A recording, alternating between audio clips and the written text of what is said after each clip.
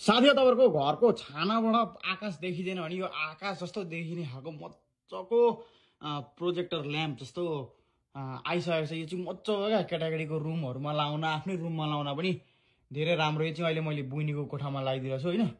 यहाँ बेला बेला के चम्किँदो रहेछ क्या यसको। यस्तो खालको प्रोजेक्टर हुन्छ होइन। ठ्याक्कसँग जहीँ राख्दा नि भयो होइन। भित्तामा लाउँदा नि भयो, माथि सिलिङतिर लगाइदिँदा नि भयो। राति एउटा नाइट लाइट जस्तो पनि भयो। प्लस मजाको डिजाइन क्या यो। र अर्को कुरो यसमा म तपाईँहरूलाई बालेरै देखाउनु पर्यो होइन। यस्तै खालको यो हुन्छ होइन।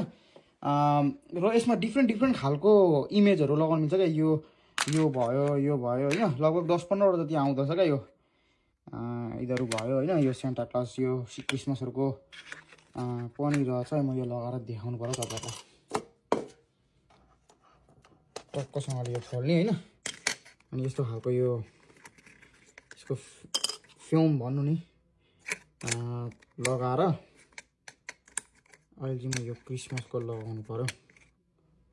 टक्कसँगले यहाँ लगाइदिने। अनि तपाईँको लाइट